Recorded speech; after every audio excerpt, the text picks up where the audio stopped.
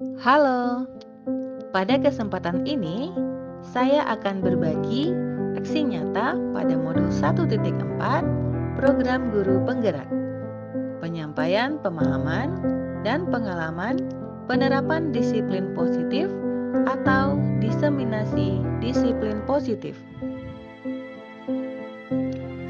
Saya Valentin Pratiwi, calon guru penggerak Angkatan 9 Kabupaten Bengkalis.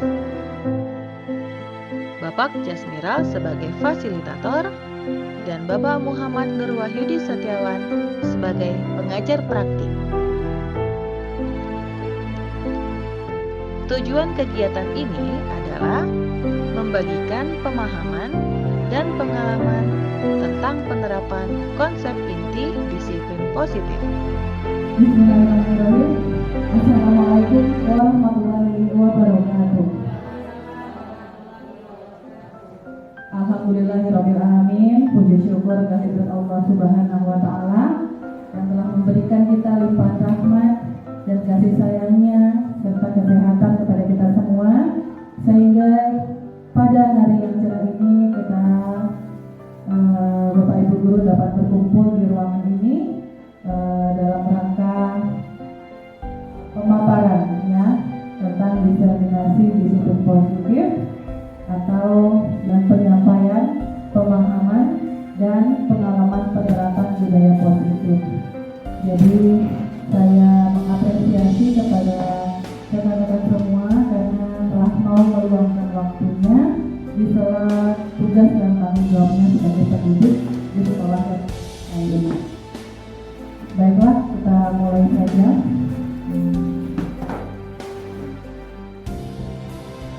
Nah, sebelumnya saya perkenalkan diri lagi. Saya Valentin Pratiwi yang berkesempatan menjalani guru penggerak pada angkatan 9 di Kabupaten Bengkalis. Berikut adalah pengajar praktik saya, Bapak Nur Wahyudi Setiawan, dan di sebelahnya adalah Bapak fasilitator saya, Bapak Jasmiral. Adapun tujuan kegiatan kita pada hari ini adalah untuk membagikan pemahaman dan juga pengalaman tentang penerapan konsep inti disiplin positif. Nah, sebelum kita mulai kegiatan, saya akan mengajak Bapak Ibu dulu untuk fokus. Rekan-rekan bisa memperhatikan petunjuknya, ya. Kata kuncinya adalah bumi itu bulat. Ya, bumi itu bulat. Mungkin ada yang sudah paham ya. Kalau belum, kita bocor yang belum paham.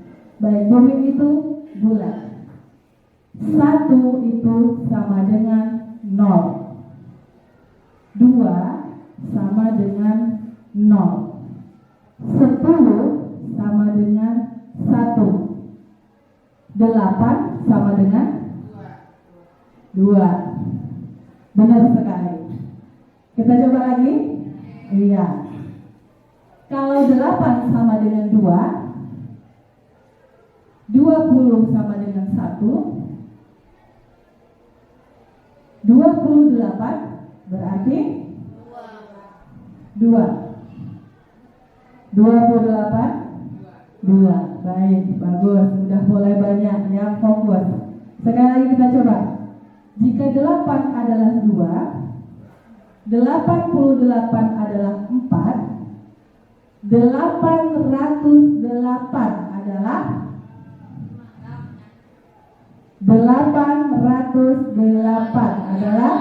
5. Bagus, masih ada yang belum fokus. Guru gimana? 808 5. Gue belum dapat. Kata kuncinya bumi itu bulat. 8 itu 2. 1 itu 0. 100 itu 2. 808 berarti 808 5. Coba lihat kalau masih bingung. Iya, klunya bumi itu bulat. 88 itu 4. 20 itu 1. 880.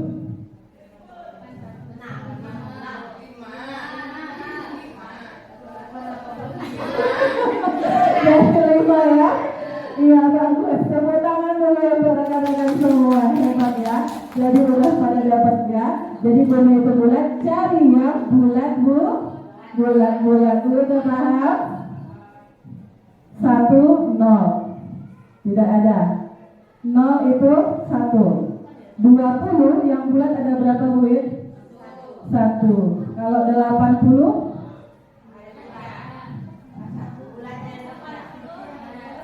3. Bagus, sudah bagus. Kasih tepuk tangan untuk panitia. Iya, ibu-ibu keren ya. Iya, cepet nangkapnya ya. Satu lagi. 8.080. 8.080. 6. Bagus, sudah keren. Sekarang kita lanjutkan. Ya, kegiatan kepalan tangan. Sekarang ibu-ibu boleh cari teman sebelahnya, ya. Ambil secari kertas kecil, lalu tuliskan sesuatu rahasia yang paling berharga yang tidak boleh diketahui oleh orang lain. Ya, satu rahasia yang paling berharga atau nama orang yang paling ibu sayangi, ya. Nah, kemudian rekan kita yang lain akan meminta ibu-ibu untuk membuka kepalan tangan. Nah, di sini teman kita boleh merayu, ya. Ayo buka dong, ayolah, buka, kasih tahu aku. Boleh juga membujuk atau boleh juga mengancam, ya, dengan ancaman. Boleh juga menghardik atau bahkan juga menyuap, ya. Boleh cari kue dibagi temannya. Nih, saya kasih kamu kue, nanti kamu buka ya tangannya. Oke, baiklah. Sekarang silakan teman-teman buka kepalan tangan temannya. Iya, apakah berhasil? Iya, boleh merayu, berarti memaksa. Ya, mungkin ada. Iya, baik. Ada yang sudah berhasil? Ada yang sudah berhasil? Iya, Bu Desi kayaknya berhasil membuka rahasia rekannya. Yang lain berhasil. Berhasil. Nah, yang ini belum berhasil. Belum mau. Ya, berarti rahasianya sangat besar. Baiklah, apa makna ada dua kemungkinan, benar? Yang pertama, kita akan membuka kepala tangan kita. Yang kedua, tidak. Kalau tidak, berarti kita memang benar-benar tidak ingin membuka. Kalau kita mau membuka kepala tangan, kemungkinan tadi karena sudah termakan bujuk rayu, kena ancam, dihardik, dan disuap, gitu ya, diberikan imbalan. Nah, berarti sekarang pertanyaan saya, siapa yang mengontrol kita untuk mau membuka ataupun tidak? Diri kita sendiri, yang artinya hanya kita lah yang bisa mengontrol diri kita sendiri. Begitu juga dengan orang lain. Nah, sehingga disinilah terjadinya perubahan paradigma teori kontrol, ya, bahwa ini semua ternyata ilusi bahwa guru dapat mengontrol murid, ya, yang pada kenyataannya kita tidak bisa mengontrol diri orang lain karena orang lainlah yang mengontrol dirinya sendiri. Kemudian ilusi bahwa kritik dan membuat orang merasa bersalah dapat menguatkan karakter. Nah, kita sering berpikir dengan menyalahkan, mengkritik, memberikan masukan, penguatan positif, kita merasa sudah membuat seseorang berubah. Padahal itu karena diri orang lain, ya. Kemudian ilusi bahwa orang dewasa punya hak untuk memaksa. Kita ini guru sebagai orang dewasa, murid kita anak kecil. Sebenarnya kita tidak punya hak untuk memaksa. ya, karena kembali lagi kepada yang tadi teori kontrol, bahwasanya ini siapa yang mengontrol diri kita adalah diri kita sendiri, bukan orang lain. Nah, sehingga kalau kita melihat teori ini, stimulus respon, nah kita mencoba mengubah agar orang berpandangan sama dengan kita. Ini kalau teori stimulus respon. Jika dilihat dari teori kontrol atau pilihan, kita tidak mengharuskan orang berpikir sama dengan kita, karena orang punya pemikirannya masing-masing, sehingga nih kita yang berusaha memahami pandangan orang lain tentang dunia. Bukan orang harus melihat dunia berdasarkan kacamata kita, tetapi kita melihat dari sudut pandang orang lain juga, ya. Kemudian orang lain bisa mengontrol saya. Sebenarnya hanya diri kita sendiri yang dapat mengontrol, ya. Model berpikir menang kalah. Tetapi pada teori kontrol, win-win solution. Tidak ada yang dirugikan, tidak ada pihak yang dirugikan, baik murid maupun guru ataupun si pelaku ataupun korban dari kesalahan murid-murid kita. Baiklah, sambil berjalan nanti jika ada yang ingin ditanyakan dari rekan-rekan boleh saya persilakan. Kita masuk yaitu disiplin positif. Disiplin diri membuat orang menggali potensinya menuju sebuah tujuan apa yang dia hargai. Nah, budaya kita ya seringkali disiplin itu dilakukan kepada orang lain untuk mendapatkan kepatuhan. Misalnya melalui tata tertib atau peraturan sekolah yang ada di sekolah kita. Kita ingin mereka patuh, maka kita buat mereka disiplin. Nah, ini akan menyebabkan ketidaknyamanan, ya. Bukan karena kita menghargai untuk mencapai tujuan yang mulia itu, tetapi karena kita takut akan hukuman yang akan kita dapatkan. Bukan karena diri kita menghargai diri sendiri ataupun kita punya tujuan. Nah, sehingga jika dilihat dari nilai-nilai kebajikan universal, nilai kebajikan universal ini sifatnya positif. Manusia punya tujuan, kemudian setiap perilaku punya tujuan, mengaitkan nilai-nilai kebajikan yang diyakini seseorang, maka motivasi intriksinya akan terbangun, sehingga menggerakkan motivasi dari dalam untuk mencapai tujuan yang diinginkan. Jadi intinya disiplin positif tadi itu menggerakkan manusia atau seseorang untuk menghargai dirinya dan mencapai tujuannya melalui nilai-nilai kebajikan yang diyakini, ya. Nah, kita kembali lagi kepada kurikulum kita ya rekan-rekan. Pada kurikulum Merdeka, nilai kebajikan apa yang ada? Mari kita mengacu pada profil pelajar Pancasila. Yang pertama, beriman dan bertakwa, benar, berakhlak mulia. Selanjutnya, berkebinekaan global, bergotong royong, kreatif. Boleh, ayo kita nyanyikan ya untuk tambah semangat ya. Iya, mari kita nyanyikan lagu profil pelajar Pancasila. 1, 2, 3. Pelajar Pancasila Beriman dan bertakwa pada Tuhan Yang Esa. dan berakhlak mulia, berkebinekaan global, gotong royong mandiri, kreatif dan bernalar fikir. Keren, tepuk tangan untuk kita semua ya.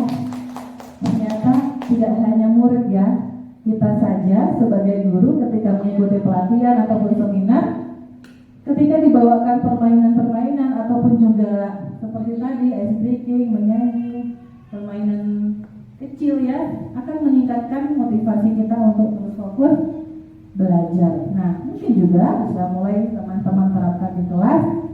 Mulai hari ini boleh mencoba searching di Google, di YouTube, di TikTok, itu banyak sekali tontonan yang bisa kita coba ya, karena disediakan. Saya sendiri juga mengadopsi dari media sosial. Materi berikutnya motivasi, hukuman, konsekuensi dan restitusi. Nah, ini dia. motivasi perilaku manusia. Ya, kita tahu motivasi tadi adalah sesuatu yang muncul. Berarti apa? Kemauan untuk melakukan sesuatu. Nah, umumnya dia dibagi dalam 3 kelompok. Mengapa seseorang mau melakukan sesuatu? Yang pertama adalah untuk menghindari ketidaknyamanan atau hukuman. Nah, biasanya berpikiran seperti ini. Kita dan mereka akan berpikir seperti ini. Apa ya yang akan terjadi kalau saya tidak melakukan itu? Kalau saya terlambat? Nah, jadi motivasinya karena kita takut akan tidak nyaman karena dihukum. Kedua, untuk mendapatkan imbalan dari orang lain atau institusi. Yang kita pikirkan kalau kita melakukan sesuatu adalah apa ya yang akan saya dapatkan apabila saya menuruti aturan. Selanjutnya, untuk menghargai diri sendiri. Yang dipikirkan adalah saya akan menjadi orang seperti apa apabila saya melakukan sesuatu tindakan ataupun menuruti sebuah tata tertib atau aturan. Nah, sehingga bila dilihat untuk menghindari ketidaknyamanan hukuman, ini motivasinya berasal dari mana? Dari dalam diri atau dari luar? Dari luar, karena ada takut hukuman atau tata tertib. Lalu berikutnya, untuk mendapatkan imbalan, ini dari mana motivasinya? Dari luar juga. Bagaimana dengan menghargai diri sendiri? Ini berasal dari dalam diri. Nah, sekarang kalau kita melihat lagi ke belakang, praktik kita mengajar selama ini, saya pribadi juga merefleksi diri. Bagaimana menurut rekan-rekan? Apakah murid kita melakukan sesuatu untuk menghindari hukuman atau mendapatkan imbalan, atau memang untuk menghargai dirinya sendiri? Karena hukuman ya Bu Nora ya. Iya, saya pun merasa juga demikian bahwa selama ini anak-anak sebagian besar untuk menghindari supaya jangan dihukum, merasa tidak nyaman sehingga mereka tertib. Jarang sekali kita jumpai karena keinginan dari dalam dirinya. Begitupun juga kita guru, ya. Kadang-kadang kita melakukan karena yang ini, kadang karena ini. Tapi mana yang terbaik? Yang ini ya, dari diri sendiri. Iya. Teman-teman ini udah keren banget. Saya biasanya cuma ngarahkan aja ya, karena udah sama pemikiran kita ternyata. Nah, ini ada lembar kerja. Rekan-rekan diminta untuk mengidentifikasi motivasi berikut ini berasal dari mana. Hadir di sekolah tepat waktu karena takut kena poin. Kira-kira masuk motivasi intrinsik atau ekstrinsik? Ekstrinsik, baik. Karena takut kena poin. Murid TK berbaris rapi dan antri saat akan masuk kelas karena akan mendapatkan hadiah permen dari guru. Ekstrinsik juga karena masih ada embel-embel. Memperhatikan guru menjelaskan karena ingin memahami materi. Ekstrinsik, tepat sekali. Baiklah, kita lanjutkan. Nah, masih berkaitan sama motivasi dan konsekuensi. Tadi kalau motivasi berasal dari dalam diri, kemudian konsekuensi itu merupakan kesepakatan yang sudah disepakati murid dengan guru. Nah, kalau restitusi, mari kita lihat.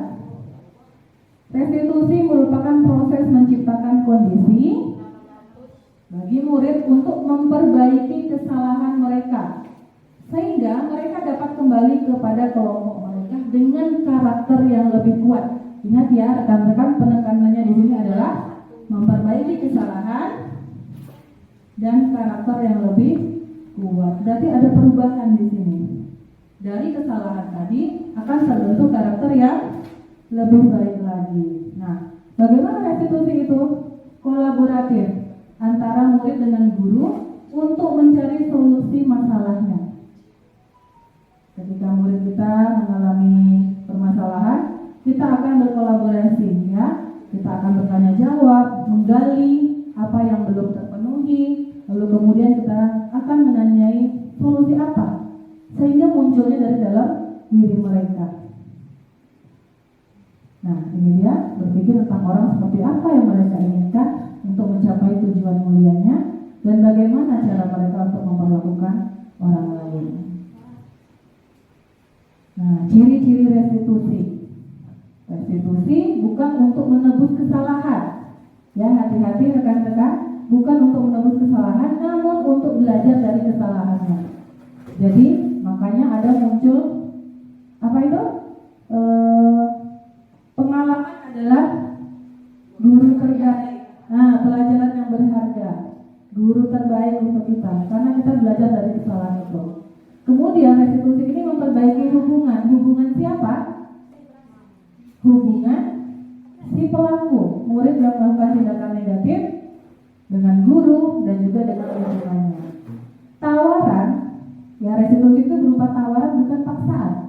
Kalau tadi kita bicara hukuman itu kesannya memaksa, itu muncul dari guru. Nah, kalau tawaran berarti ada pilihan dan murid yang menentukan.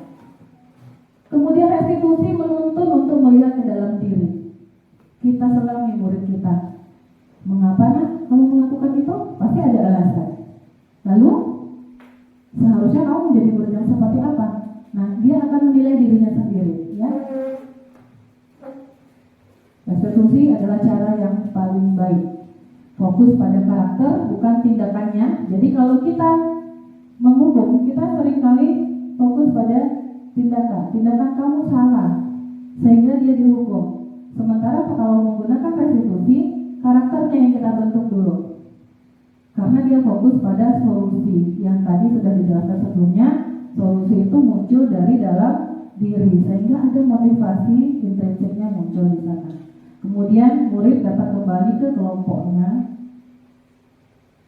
walaupun telah berbuat salah. Artinya dia masih dapat diterima tanpa adanya teman-teman atau lingkungan yang menyalahkan, kemudian nanti berujung pada tindakan bully, mengejek.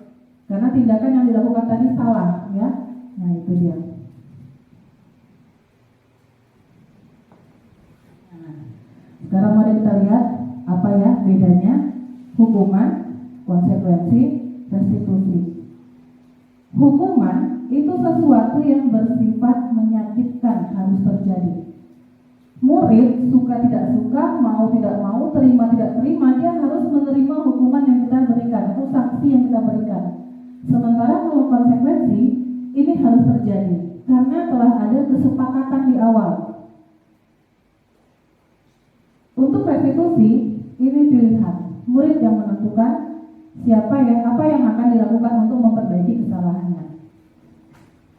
Hukuman ini menciptakan identitas gagal karena kita langsung judge, kamu salah. Kita tidak bertanya dulu, nah yang kamu lakukan itu udah benar atau belum? Sesuai atau tidak dengan keyakinan diri kamu? Keyakinan kelas yang sudah kita sepakati di awal? Kita langsung saja judge dia salah. Kemudian ini tidak akan nyaman bagi murid untuk jangka waktu yang panjang. Ini adalah pengalaman diri saya ketika saya sekolah dulu. Ketika kita dihukum, itu menimbulkan rasa tidak senang dalam diri kita. Mungkin rekan-rekan juga punya pengalaman ya waktu sekolah dulu. Sehingga itu yang terjadi sudah puluhan tahun yang lalu, tapi sampai detik ini kita masih mengingat. Benar tidak? Rekan-rekan punya pengalaman yang demikian? Iya, karena membekas di pikiran kita.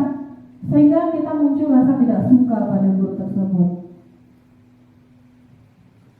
Nah, kalau konsekuensi tidak nyaman, tetapi jangka waktu pendek, hanya saat itu. Misalnya, ketika dia mematahkan penggaris temannya, kita sepakati. Setelah kamu merusak barang, kesepakatan kita di awal apa? Mengganti barang yang rusak. Dia tidak nyaman pada hanya saat itu. Sementara kalau restitusi ini menguatkan dalam jangka waktu yang panjang. Hukuman otomatis menyakiti. Kalau konsekuensi hanya tidak nyaman. Kalau restitusi anak dapat penguatan dan masalahnya terpecahkan. Kalau hukuman yang kita takutkan adalah ini, perilaku pasif agresif meningkat, semakin dia diam, tidak peduli, atau bahkan malah menjadi-jadi tingkah lakunya. Ini yang kita hati-hati. Nah, jadi hukuman tadi adalah bentuk identitas gagal. Jadi murid sudah merasa dirinya gagal. Sementara konsekuensi dan restitusi ini menciptakan identitas sukses bagi murid.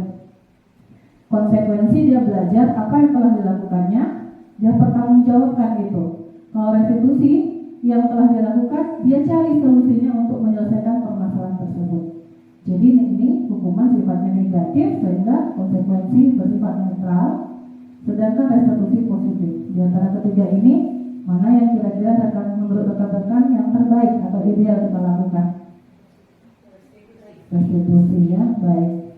Semuanya masih fokus. Nah, di sini ada lembar kerja berikutnya. Nanti rekan-rekan diminta menentukan kasus. Ada beberapa kasus ini. Nanti akan rekan-rekan kerjakan menggunakan kertas post-it, lalu akan kita tempel.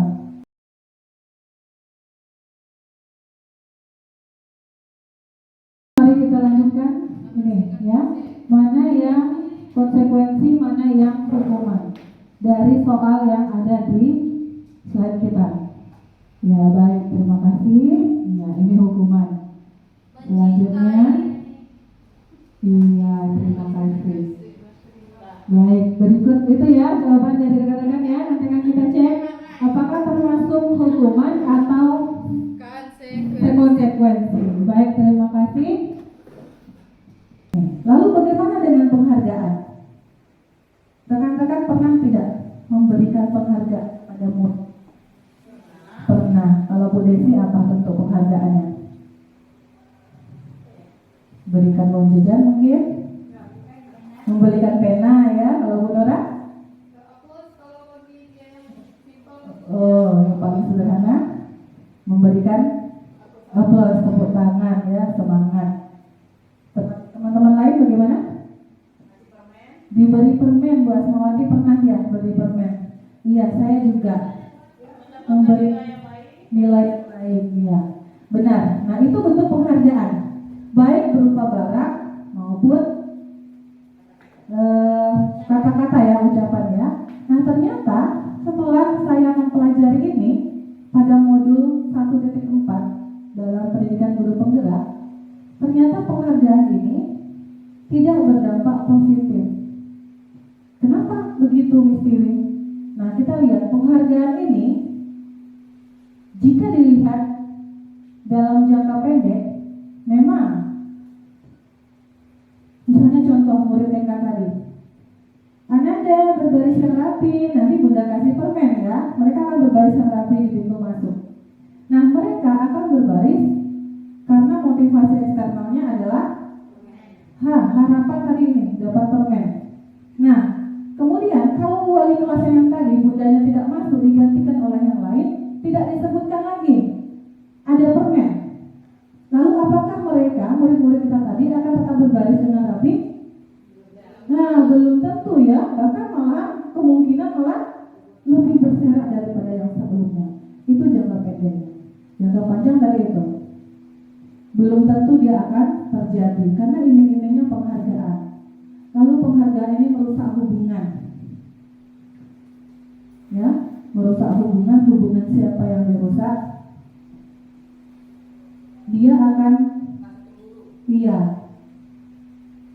saya diberi hadiah oleh Bu Wit karena saya tadi bisa menjawab pertanyaan. Ibu Asmawati tidak diberi permen. Bagaimana perasaan Ibu Asmawati? Ada rasa kecewa, ada rasa iri. Inilah dia ya, merusak hubungan. Kemudian penghargaan mematikan kreativitas. Kemudian penghargaan menghukum orang lain. Kenapa menghukum orang lain? Begini, ini terjadi pada kurikulum kita yang lalu. Adanya juara kelas ya. Ini pun saya juga baru dapatkan. Ternyata memberikan juara perankingan itu membuat anak-anak yang lain merasa tidak berdaya, ya, karena dia lemah sehingga dia tidak juara. Sementara yang juara diberikan penghargaan. Itu menimbulkan kesan menghukum dari orang lain. Kamu tidak bagus, kamu tidak hebat, sehingga kamu tidak dapat penghargaannya. Nah, sekarang bagaimana dengan bentuk program kebaikan? Tadi kita berikan penghargaan. Nah, sekarang kita coba rubah dengan cara apresiasi. Ya, tidak lagi berbentuk barang, benda, tetapi lebih apresiasi. Apresiasi itu apa? Pengakuan. Bagaimana cara menyampaikannya? Berikan pengakuan kepada guru kita secara khusus. Misalnya, Ibu Sinta punya murid di kelas yang paling rajin membersihkan kelas. Misalnya, pikir gak pikir selalu ingat untuk mengutip sampah di lingkungan sekitarnya. Berikan pujian, ya. Ibu Ibu salut, Ibu bangga sama Siti misalnya, karena sudah membantu membersihkan kelas tanpa Ibu suruh. Nah, itu bentuk secara khusus. Kemudian secara pribadi, boleh disampaikan secara pribadi. Kemudian berikan pengakuan kepada semua murid bergantian. Nah, di sini Bapak Ibu ada pertanyaan? Istiwi, bagaimana memberikan pengakuan pada murid seluruhnya? Sementara kita di kelas ngajar. Ini dapat dilakukan secara bergantian. Nah, di sini mungkin rekan-rekan perlu sedikit ekstra tenaga untuk mengingat siapa saja yang murid saya yang belum saya puji. Karena begini, kalau dibawakan ke diri kita, saya sendiri, kalau kita dipuji oleh orang tua, guru, itu ada rasa bahagia yang sangat-sangat luar biasa rasanya di hati saya. Nah, begitu juga kita kembalikan ke murid kita. Tentu dengan pujian ini, dia akan merasa ternyata Bapak Ibu Guru itu memperhatikan saya. Ternyata Bapak Ibu Guru peduli dengan apa yang saya lakukan, ya. Nah, lakukan secara konsisten. Ini yang sedikit tantangan. Karena untuk memulai itu sangat mudah, menginjakkan langkah pertama itu mudah, lalu untuk di tahap di tengah nanti kita akan mengalami masa-masa sungkan lagi melakukannya, ya, karena merasa mungkin udah bosan atau manajemen waktu kita yang kurang, sehingga kita belum konsisten. Kemudian fokus pada prosesnya, bukan hasil yang dicapai murid. Nah, bagaimana caranya? Ini dia. Contoh pengakuan, misalnya, kemarin Ibu perhatikan kamu loh, Nak. Rasa empati kamu besar sekali. Ini nilainya, rasa empati.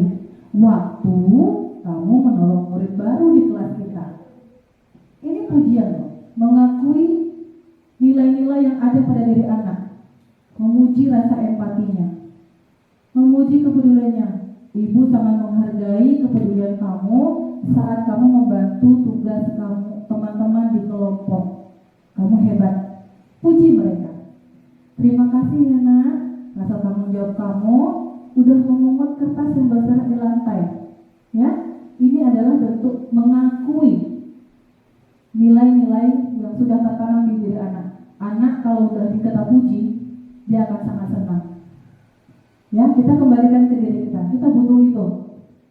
Saya juga butuh dipuji. Ya, maka kalau saya dipuji, rasa saya tuh bahagia sekali. Nah, begitu juga dengan murid. Ya.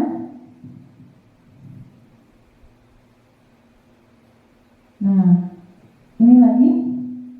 Tadi kita bicara motivasi, bicara tentang hukuman, bicara tentang sanksi, konsekuensi. Lalu bagaimana menerapkannya di kelas atau di lingkungan sekolah kita? Mari kita bahas keyakinan kelas.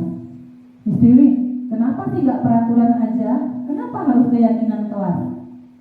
Mari kita lihat berikut ini. Mengapa kita memiliki peraturan harus menggunakan helm bila mengendarai kendaraan roda 2? Ini peraturan, pakai helm saat mengendarai. Ini kita mau Yang kita takutkan ini apa? Sanksi, benar Bunda Jora, sanksi razia kena tilang. Berarti motivasi yang muncul itu karena dari luar, ya. Sehingga makanya kita sebut dengan keyakinan. Apa sih keyakinan? Nah, keyakinan kelas itu dia akan mendukung motivasi intrinsik dari dalam diri. Karena dia merupakan kesepakatan yang diyakini nilai-nilai itu kita jaga, kita pelihara, dan kita laksanakan di kelas secara bersama-sama. Kembali ke nilai-nilai keyakinan yang menggerakkan seseorang daripada ia mentaati peraturan. Nah, akan berbeda hasilnya jika seseorang takut melakukan tindakan karena takut untuk dihukum atau hanya menaati peraturan dibanding dengan munculnya kesadaran diri. Oh, saya lakukan karena ini harus, karena saya butuh. Ya, itu akan sangat berbeda hasilnya. Ini mungkin tidak mudah, tetapi bisa kita laksanakan secara perlahan dan bersama-sama. Bagaimana menyalakannya? Nah, berikut adalah proses saat saya pernah membuat keyakinan kelas. Ya, di sini murid diajak bersama-sama apa saja yang akan dibahas. Jadi nanti ada urutannya, nanti akan saya sampaikan. Kemudian boleh meminta muridnya menuliskan dan nanti muncullah ini, ya, kesepakatan atau keyakinan kelas.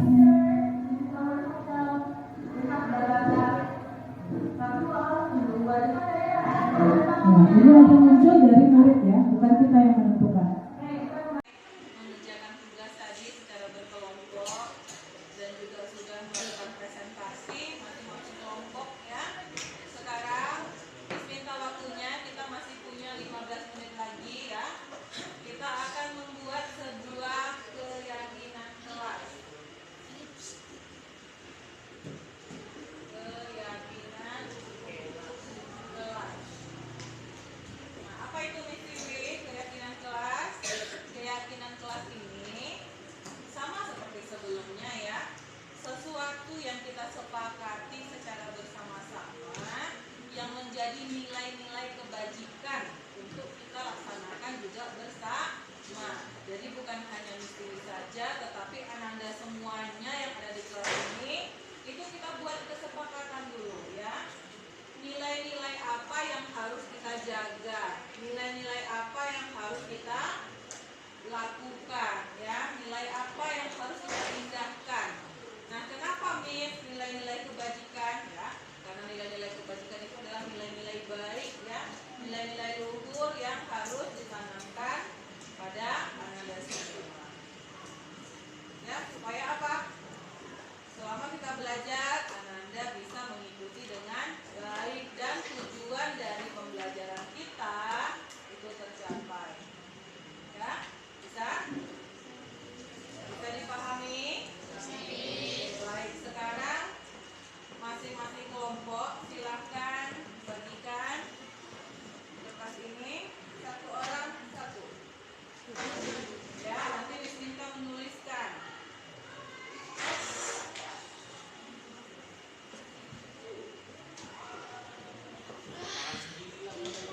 Satu orang satu ya.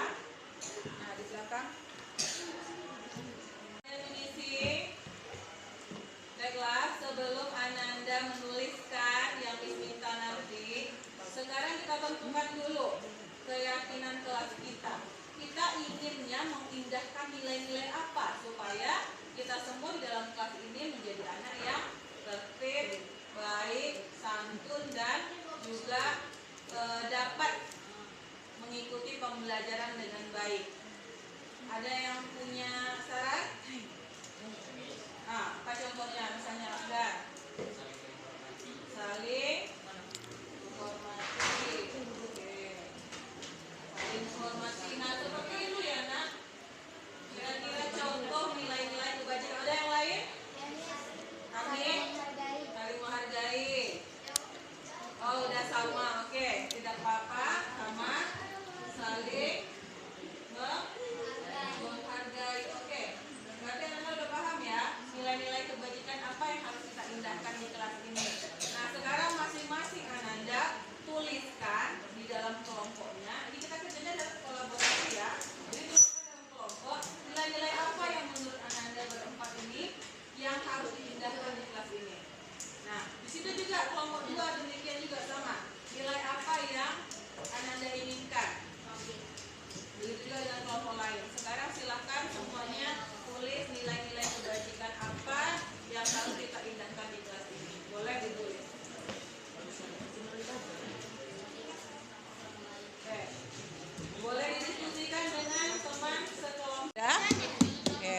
Tempelkan di mejanya masing-masing nilai-nilai tersebut. Baik,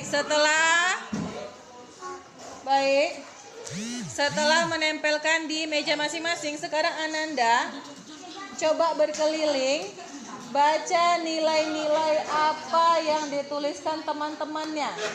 Boleh setelah dari kelompoknya ke kelompok yang lain. Boleh dilihat, kalau perlu dicatat. Oke, silakan jalan ke kelompok lain. Boleh dicatat kalau takut lupa.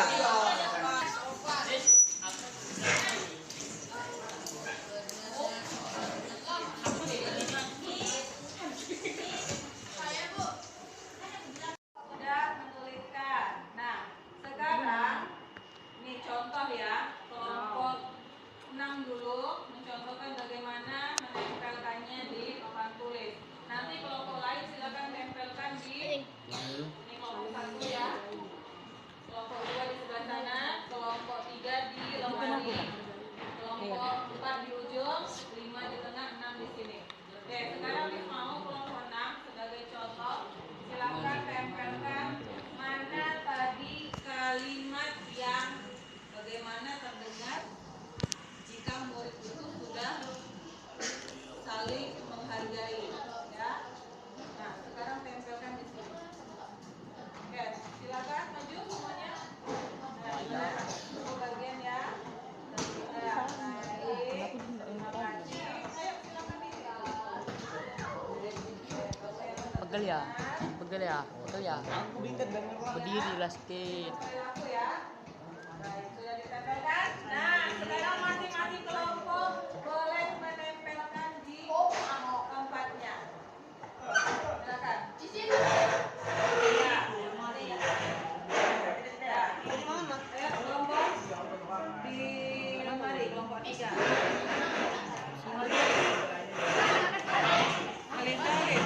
Sekarang silakan tempelkan bagaimana tampaknya perilaku murid yang saling menghargai.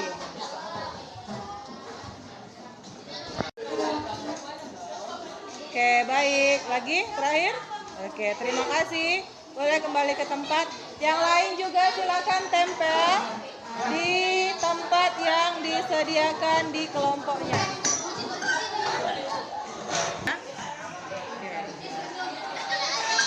Baik, terima kasih. Baiklah, lalu bagaimana hubungannya? Tadi kita sebut peraturan. Peraturan inilah dasar untuk menciptakan budaya positif. Dasarnya peraturan. Kalau kita membuat keyakinan kelas, urutannya adalah kita ambil peraturan sekolah atau peraturan kelas yang sudah kita sepakati, lalu turunkan dia menjadi nilai-nilai atau keyakinan atau nilai kebajikan, sehingga nanti dia akan menjadikan lingkungannya positif. Kalau lingkungan kita sudah positif, murid-murid sudah tertib karena kesadaran diri sendiri, ia berperilaku positif, kemudian ia disiplin, ia mengerjakan tugas, ia aktif berpartisipasi, ia fokus dalam pembelajaran, ia akan memunculkan budaya positif. Dan jika kita lakukan secara bersama-sama di setiap kelas, di setiap guru dan setiap murid, maka ini akan jadi budaya positif sekolah, bukan hanya budaya positif di kelas kita saja, tetapi secara menyeluruh. Nah, ini berikut adalah langkah-langkah pembentukan keyakinan sekolah atau keyakinan kelas. Persilahkan warga sekolah atau murid-murid bercurah pendapat. Apa yang disepakati? Kemudian catat masukannya di papan tulis atau di kertas. Kemudian susun keyakinan, ganti kalimat negatif menjadi kalimat positif. Misalnya, jangan berlari di kelas atau koridor. Ada kata kalimat negatif, jangan berlari, ganti dengan berjalanlah di kelas atau koridor. Ini kan seringkali terjadi anak-anak kita lari-lari, sehingga mengganggu kelas lain. Tinjau lagi yang sudah dicatat, sepakati peraturannya, apakah sudah menemukan nilai kebajikan atau keyakinan. Kemudian tinjau ulang secara bersama-sama, lakukan.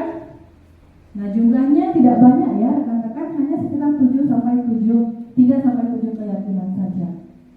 Karena kalau terlalu banyak dia akan sulit mengingat. Jadi bisa nanti rekan-rekan buat praktekkan di kelas masing-masing, dituliskan ya, boleh dicetak atau di murid yang menggambarkan sendiri sehingga mereka ingat. Jadi makanya tidak perlu banyak. Dan terlebih saat ini kita sedang memulai, sehingga kita coba sedikit-sedikit. Kalau semua kelas melakukan ini, insya Allah nanti akan terwujud. Walaupun ini mungkin butuh tantangan ya bagi kita guru dan murid melihat perilaku murid kita saat ini luar biasa. Ya, dibuat, setujui, tanda tangani keyakinan, letakkan di dinding atau di tempat yang mudah dilihat. Nah, ini contoh keyakinan kelas. Ini kalau murid SD kelas 1 bahasanya begini ya teman-teman.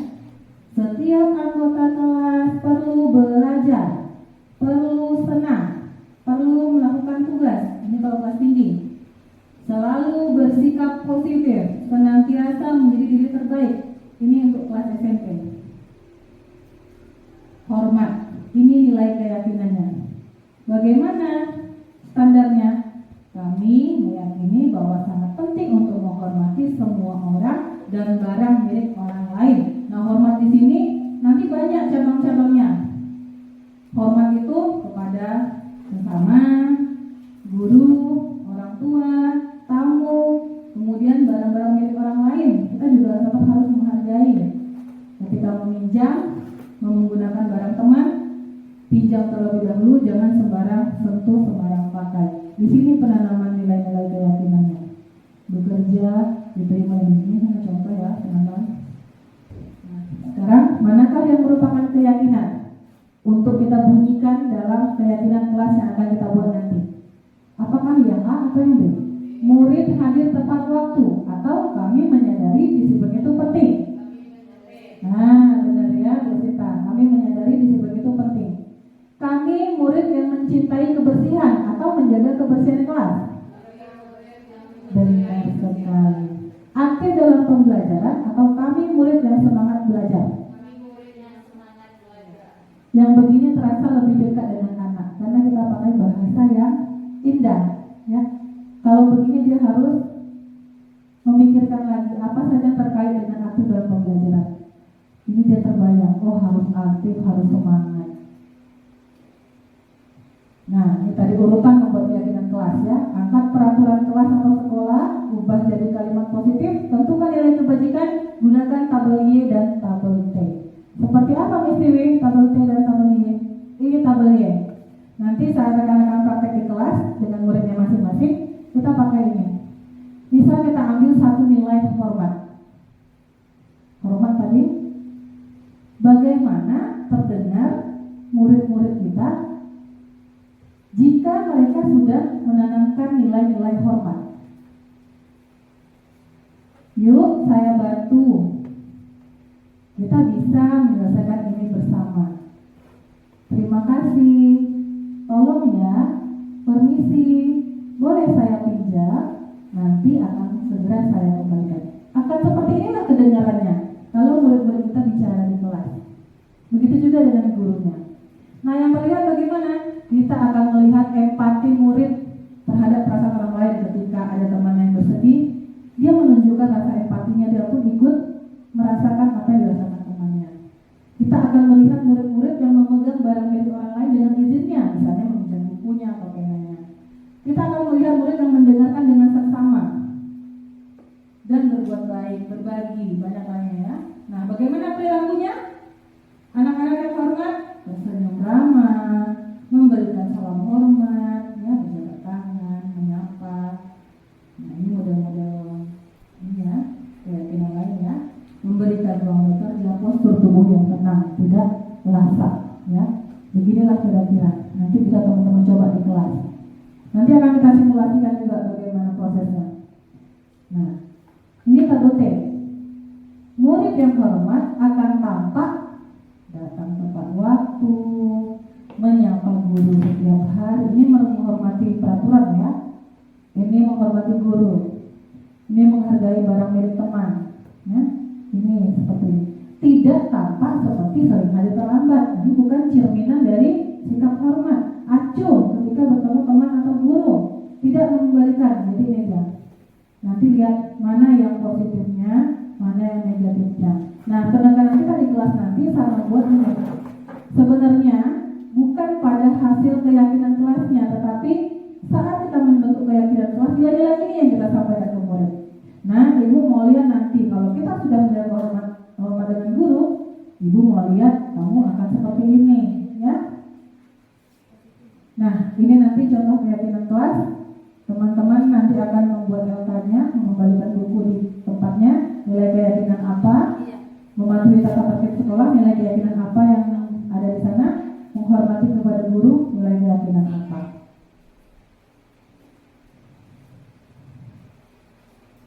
Nah, kita lihat dulu. Mengembalikan buku di tempatnya. Kira-kira nilai apa yang ada di sini? Mengembalikan buku ke tempatnya. Bertanggung jawab. Ya, mematuhi aturan sekolah, bersikap positif, saling membantu juga positif. Hormat kepada guru, menghormati.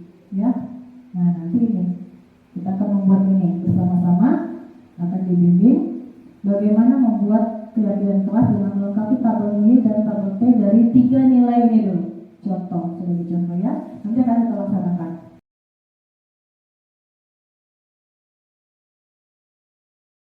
Nilai kebajikan yang pertama, silakan tuliskan bagaimana terdengar, terlihat dan berperilaku. Oke, baik, Bu Desi dulu. Ini yang terdengar. Lanjut teman-teman. Yuk. Ya, selanjutnya. Nah, yang berperilaku bagaimana perilaku murid kita? Dari nilai kedisiplinan.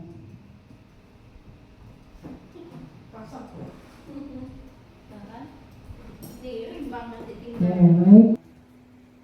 Sekarang kita lihat lagi kebutuhan manusia. 5 ya. Ada 5 kebutuhan manusia. 5 dari 4 ini. Yang pertama, kebutuhan bertahan hidup.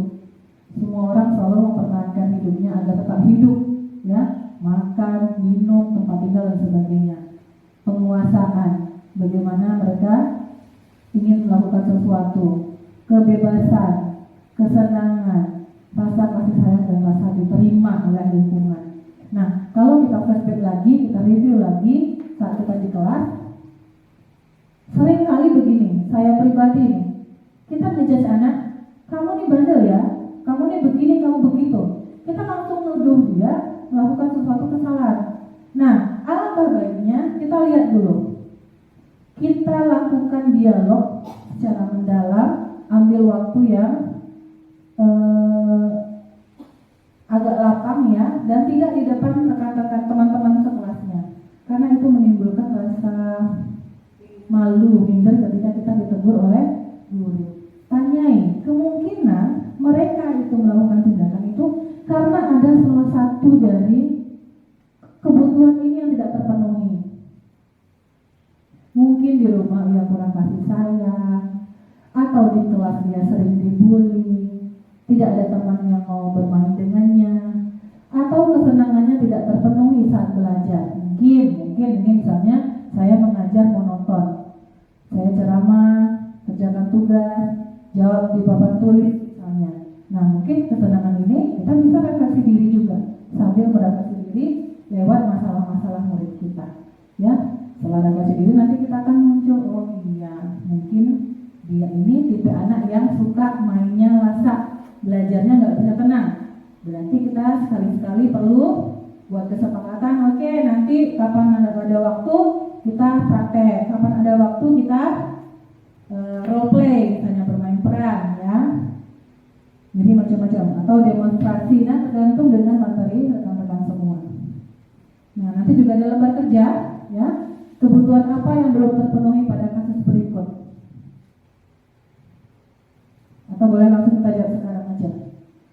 Ya, boleh rekan-rekan tulis jawabannya, lalu nanti disebutkan. Kasusnya adalah Bimo, seorang anak TKB, berlari di kelas keluar menuju jalan raya di depan sekolahnya yang ramai dengan kendaraan. Tingkahnya membuat Ibu Ani bingung dan seringkali mengajarnya. Ada ada beberapa kemungkinan jawaban yang diberikan BIMO. Identifikasi kebutuhan yang ingin dipenuhi BIMO jika respon BIMO seperti di kolom ini. Misalnya ibu guru tanya, lalu jawabannya ini, aku senang main kejar-kejaran dengan ibu guru, seru loh bu. Kira-kira kebutuhan mana yang belum terpenuhi sehingga dia melakukan ini, lari-lari, sehingga gurunya juga aktif mengejarnya. Apakah kesenangan? Apakah penguasaan, cinta dan kasih sayang, atau kebebasan? Senang main kejar-kejaran dengan ibu guru, senang. Iya, kesenangan. Berarti dengan dia dapat berlari-lari dan dikejar ibu guru, ada rasa puas di sini. Senang, ya.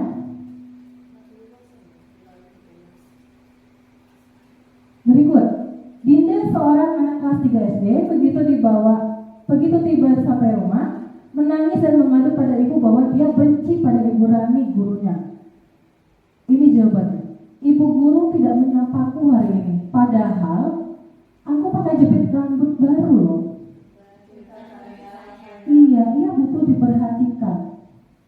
Ya, jadi ada yang diinginkan tidak terpenuhi, maka muncullah tindakan-tindakan yang seperti ini. Berlari-lari di kelas, cari perhatian, menangis dan sebagainya. Ya, ini kebetulan contohnya anak SD. Kalau SMP bagaimana ini? Prakteknya di kelas, pengalaman kita. Ya, ya udah.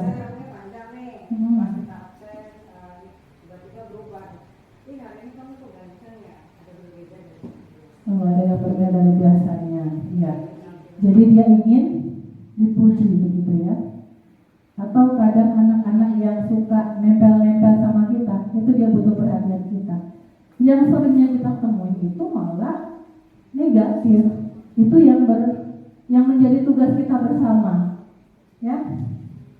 Selanjutnya ada 5 posisi kontrol.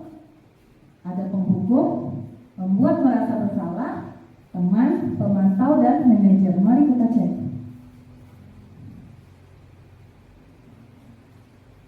Penghukum, bagaimana sikap kita? Menghardik, menunjuk-nunjuk, menyakiti, menyindir, bahkan menghina ya. Kalau pembuat merasa bersalah, berceramah. Seharusnya kamu begini, begitu. Ibu kecewa banget sama kamu nak, karena kamu terlalu sering. Nah, kalau sebagai teman, membuatkan alasan-alasan untuk muridnya, ini lebih ke membela murid. Seperti tadi sebelumnya contohnya adalah ibu, ayolah bantu ibu sekali aja. Atau misalnya ya udah duduk sana, kali-kali jangan begitu lagi ya. Jadi ini katanya ringan sekali ya. Kemudian pemantau, menghitung, mengukur. Ini selalu mengingat lagi ke belakang. Kamu sudah berapa kali begini, udah berapa kali melanggar. Ibu perhatikan kamu begini begitu. Dia memperhatikan muridnya.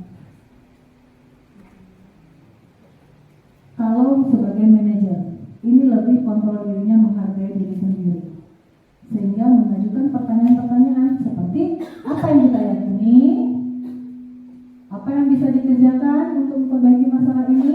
Jadi manajer ini posisinya menguatkan pribadi murid. Dia akan bekerja mencari cara bagaimana memperbaiki keadaannya dengan mengevaluasi ya, dan memperbaiki diri. Di antara kelima posisi kontrol ini kontrol luar, menghukum, pembuat rasa bersalah. Ini kontrol masih tergantung orang lain, karena ngerasa dibela sama guru, diperhatikan. Nah, ini kontrol diri sendiri, menghargai diri sendiri sebagai manajer. Nah, ini posisi kita sebagai guru. Yang paling ideal di sini. Nah, ini juga ada 53 posisi kontrol sebagai guru. Saya kecewa sekali dengan kamu. Kamu tidak pernah benar-benar melakukannya. Ayolah, lakukan begini. Apakah kamu mau mendapatkan sertifikat hari ini? Bagaimana kamu bisa menyelesaikan masalah ini? Kamu selalu yang paling terakhir. Nanti ini kita kerjakan bersama ya. Nah inilah tahapan menuju restitusi ya. Tadi kita udah bicara hukuman, motivasi, sanksi, dan restitusi. Restitusi itu punya tahapan 3. Yang pertama menstabilkan identitas, lalu validasi tindakan bersalah, lalu tanyakan keyakinan. Nah, untuk sampai ke restitusi ini, mungkin saya pernah juga ya melakukan itu. Cuma urusannya tidak seperti ini. Kita langsung ke sini. Apa kesepakatan dari awalnya? Kita langsung menanya. Ini sudah berrestitusi. Nah, namun sebenarnya nanti tanda-tandanya adalah permasalahan itu harus dijelaskan diri sendiri. Kita kan sudah sampai lagi ini menanyakan keyakinan. Kita sudah mencari identitasnya. Kita sudah memvalidasi. Tetapi seringkali hukumannya itu kita yang lakukan, bukan muridnya. Ya, jadi kontrolnya ada di kita. Harusnya tidak seperti itu. Nah, bagaimana langkah-langkah menstabilkan identitas? Ini salah satu kalimat yang bisa dicoba nanti di kelas. Nggak ada masalah? Tahu kenapa yang kita lari? Tidak tahu itu kan ya. Nah, kamu tahu aku salah? Mereka berpikir, yang mana ya aku salah apa? Baru kita bilang manusiawi, karena manusia juga tidak ada sempurna. Ya, orang juga pernah berbuat salah. Nah, tapi kita bisa mengerjakan adalah ini. Itu tidak tertarik mencari tahu siapa yang benar, siapa yang salah, tapi itu lebih tertarik untuk menyelesaikan permasalahan. Berikut, validasi tindakan. Ini misalnya ketika muridnya berantem, kamu bisa aja kan melakukan hal yang buruk itu, lebih dari itu, tapi kamu tidak melakukannya kan? Dia kan jawab, ya bu, syukur saya nggak emosi dan sampai memukul meja, sampai memukul dia. Saya hanya menggebrak meja. Ya, jadi kita ikutin dulu, kita puji dulu dia. Kita tanya, ada alasan nggak melakukan itu? Ya, jadi di sini kita memvalidasi tindakannya. Apa yang sudah dia perbuat, sehingga kita benarkan dulu tadi. Syukur nggak berlebihan, ya. Yang terakhir adalah menanyakan keyakinan. Di sini kembalinya, tanyakan kembali apa yang sudah kita sepakati di awal, nilai-nilai apa yang sudah kita sepakati. Menurut kamu kelas yang ideal itu seperti apa sih? Kamu ini sebenarnya anak yang bagaimana? Tanyain ke diri kita. Sebenarnya di dalam diri kita itu terdapat hal-hal positif yang besar, tetapi kadang kita itu belum sampai menggalinya begitu dalam, ya, sehingga kita tidak tahu. Padahal itu bisa kita jadikan sebagai,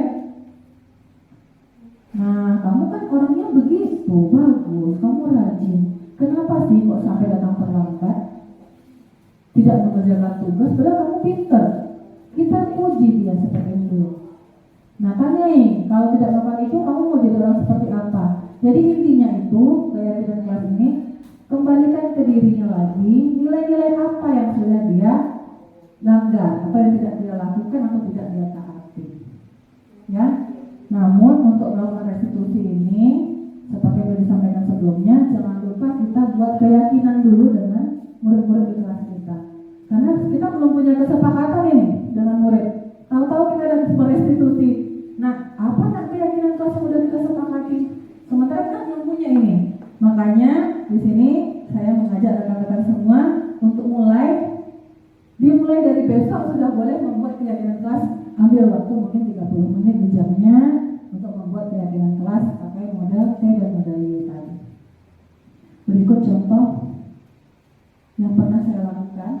Ini adalah video yang saya kirim sebagai tugas. Namun ini juga terjadi sebenarnya, ya. Hanya di sini dalam tugas saya sebutkan di sana adalah simulasi aja. Apa yang tugas namanya? Gimana jalannya? Coba ya. Ini beritanya. Mari kita Evan. Hai Evan.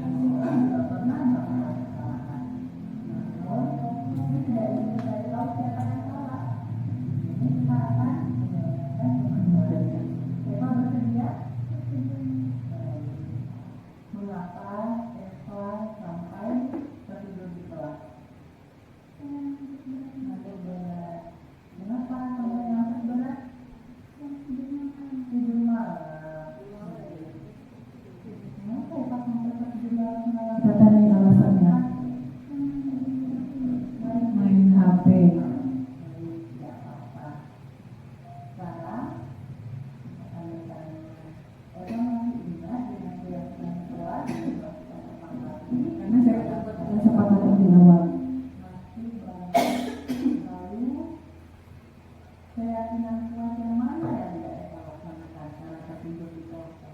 Menghormati orang lain dan kurang fokus. Berarti Eva menyadari kesalahan Eva? Bagus. Nah, sekarang mari kita tinggalkan keyakinan kelas yang telah kita sepakati. Eva bersedia? Bagus sekali. Eva, bagaimana Eva memperbaiki masalah ini? Menerima maafnya Eva. Lalu, bagaimana dengan masalah tidur larut malam? Jadi ada solusi dari dia ya, Eva. Dia akan tidak tidur larut malam lagi dan bangun lebih awal. Ini contoh yang kedua, juga sama. Siswa mencari baju temannya, dilakukan restitusi yang sama. Assalamualaikum. Waalaikumsalam, silakan masuk Yuda. Oke, silakan Yuda duduk. Yuda udah selesai istirahatnya? Sudah, Miss. Sudah sarapan? Sudah, Miss. Sudah. Yuda tahu mengapa Yuda Miss panggil kemari? Tahu, Miss. Tahu. Baik. Apa yang Yuda lakukan kemarin saat proyek? Saya mencari baju teman, Miss. Berarti Yuda tahu Yuda dalam masalah sekarang? Tahu, Miss. Baik. Jadi Yuda tahu kalau Yuda telah berbuat salah? Tahu, Miss. Baik. Boleh Miss tanya mengapa Yuda sampai mencoret baju Albert? Saya merasa bosan. Yuda bosan? Iya, Miss. Lalu Saya mencari baju teman. Yuda ingin bermain-main saat itu? Iya, Miss. Iya, baik. Tidak apa-apa, Yuda telah berbuat salah. Semua orang pernah berbuat salah. Namun, Miss tidak ingin mencari tahu siapa yang salah. Di sini, Miss ingin membantu Yuda menyelesaikan permasalahannya. Yuda bersedia? Sedia, Miss. Bagus. Lalu, Yuda masih ingat tentang keyakinan kelas kita yang sudah kita sepakati di awal semester lalu? Masih, Miss. Masih ingat. Keyakinan kelas yang mana yang tidak Yuda laksanakan? Menghargai, Miss. Menghargai Orang lain. orang lain. Benar. Baiklah. Lalu Yuda ini sebenarnya orang yang bagaimana? Saya ingin fokus belajar Dan dan menghargai menghargai orang lain. orang lain. Baik, tidak apa-apa. Sekarang mari kita indahkan keyakinan kelas yang telah kita sepakati sebelumnya. Yuda bersedia? Sedia, Miss. Bagus sekali. Nah, bagaimana sekarang Yuda ingin memperbaiki kesalahan tersebut? Yang pertama sekali yang akan Yuda lakukan adalah Saya akan meminta maaf kepada Albert. Bagus sekali Yuda. Dengan meminta maaf kepada Albert berarti Yuda sudah menyadari kesalahan Yuda, benar? Benar, Miss. Benar. Lalu bagaimana dengan baju Albert yang telah kotor? Saya akan berusaha membersihkannya, Miss. Baik Yuda. Miss hargai usaha Yuda untuk menyelesaikan permasalahan ini. Sekarang Yuda boleh kembali istirahat. Baik, Miss. Assalamualaikum, Miss. Waalaikumsalam Eva, silakan masuk. Hai Eva, Hai, Miss. kau udah sarapan? Udah, Miss. Udah. Eva tahu kenapa Eva Miss panggil ke sini? Tahu, Miss. Saya tadi tertidur di kelas. Eva tertidur di kelas saat jam pelajaran Miss Tiwi. Iya, Miss. Iya. Boleh Miss tahu kenapa Eva sampai tertidur di kelas? Saya tadi ngantuk berat, Miss. Ngantuk berat. Eva tahu? Eva bersalah? Tahu, Miss. Tahu. Baik. Tidak apa-apa. Wajar. Seseorang melakukan kesalahan. Bahkan semua orang juga pernah melakukan kesalahan. Namun, Miss tidak ingin mencari tahu siapa yang salah.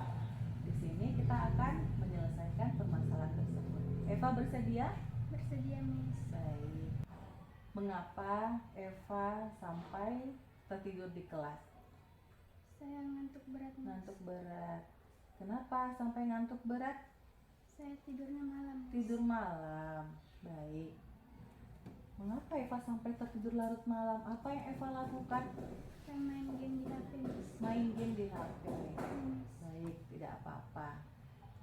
Sekarang misalkan bertanya, Eva masih ingat dengan keyakinan kelas yang telah kita sepakati di awal semester lalu? Masih, Miss. Masih bagus. Lalu keyakinan kelas yang mana yang tidak Eva laksanakan karena tertidur di kelas tadi? Menghormati orang lain Menghormati orang lain dan kurang fokus belajar. dan kurang fokus belajar. Berarti Eva menyadari kesalahan Eva? Menyadari, Miss. Bagus. Nah, sekarang mari kita indahkan keyakinan kelas yang telah kita sepakati. Eva bersedia? Bersedia, Miss. Bagus sekali. Baiklah, bagaimana cara Eva memperbaiki masalah ini? Pertama, saya meminta maaf karena telah bersalah, Miss. Baik, Miss terima maafnya Eva.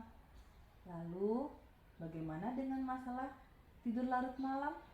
Saya akan tidur lebih awal dan tidak main game sampai larut malam, Miss. Bagus sekali Eva, Miss sangat menghargai upaya Eva untuk memperbaiki diri. Ya, Miss. Bagus. Sekarang Eva boleh kembali istirahat. Terima kasih, ya, Miss. Berikut kita akan mensimulasikan bagaimana menerapkan segitiga restitusi. Riko selalu terlambat datang sekolah. Ketika ditanya oleh guru piket, Riko beralasan terlambat bangun tidur. Setelah guru piket bertanya, Riko larut malam tidurnya karena bermain game online. Nanti rekan-rekan diminta untuk mensimulasikan, mencoba bagaimana menyelesaikan permasalahan ini dengan penerapan segitiga restitusi dengan kasus yang ada.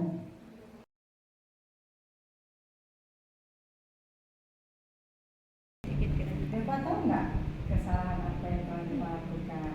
Tahu enggak? Apa dia? Karena tadi Deva tidur di dalam kelas. Kenapa sampai tertidur sayang? Karena malam tadi Deva asik main HP. Jadi bangunnya kesiangan bunda. Oh, jadi main HP, tidurnya malam, bangunnya kesiangan. Gitu. Nah, Besok jangan diulang lagi ya. kira-kira bisa nggak jangan sampai terulang kembali hal tersebut, Eva? Bisa bunda. Ya, apa yang Eva lakukan dengan cara apa yang Eva lakukan kira-kira? Ulang. Eva ingat nggak kesepakatan kelas yang telah kita buat di awal kemarin? Ingat bunda. Hargai orang lain Clean. dan disiplin. Ya, jadi yang Eva lihat itu adalah tentang kesepakatan kita yaitu menghargai dan kesepakatan disiplin. Jadi berharap untuk kedepannya kita harus sama-sama menghargai dan Eva tidak mengulangi kesalahan tersebut. Ya, Eva. Bisa bunda. Kesalahan dia nih. Kira-kira apa solusi bagi Deva agar tidak terulang kembali hal tersebut, tidak tidur di kelas? Tidak tidur larut malam dan tidak main HP sampai tengah malam. Oke, bagus ya. Jadi itu dari Deva sendiri yang mengatakannya harus Deva ya melakukannya dengan baik. Bunda sangat menghargai upaya Deva untuk tidak mengulangi tersebut dan upaya Deva untuk memperbaiki ke hal yang lainnya. Bunda ucapkan terima kasih buat Deva atas usahanya. Dan sekarang Deva bisa kembali ke kelas. Terima kasih Deva ya. Kasih tepuk tangan dong teman-teman. Nah, kita sampai pada penutup. Dalam penerapan disiplin positif, hendaknya guru memiliki kompetensi kepribadian, profesional, dan sosial yang baik, sehingga dapat merefleksi dirinya dan menerapkan sebagai posisi kontrol manajer. Diharapkan pendidik dapat menerapkan konsep disiplin positif dalam kesehariannya agar terbentuk murid yang merdeka, mandiri, dan bertanggung jawab. Nah, Bapak Ibu ada pertanyaan? Baik, terima kasih. Jika tidak ada, kita akan merefleksi diri. Pertama, hal baru apa yang mengubah pemikiran Bapak Ibu tentang teori kontrol? Lalu perasaan apa yang muncul selama mengikuti kegiatan sesi ini, khususnya mengenai disiplin positif dan motivasi intrinsik? Bagaimana selama ini Bapak Ibu membentuk disiplin positif di sekolah? Apa yang sudah Bapak Ibu lakukan? Ini refleksi diri, tulis saja dengan jujur, tidak ada nilainya, tetapi kita akan mengambil tindak lanjut dari refleksi diri kita. Nanti Bapak Ibu boleh kirim jawabannya ke sini, akan saya share melalui WA Group. Jawab 3 pertanyaan berikut sebagai refleksi. Baiklah, demikian saja kesempatan ini saya telah menyampaikan tentang penerapan disiplin positif di lingkungan sekolah. Terima kasih atas perhatian rekan-rekan semua. Mohon maaf apabila ada kekurangan dan kehilafan. Akhir kata, wassalamualaikum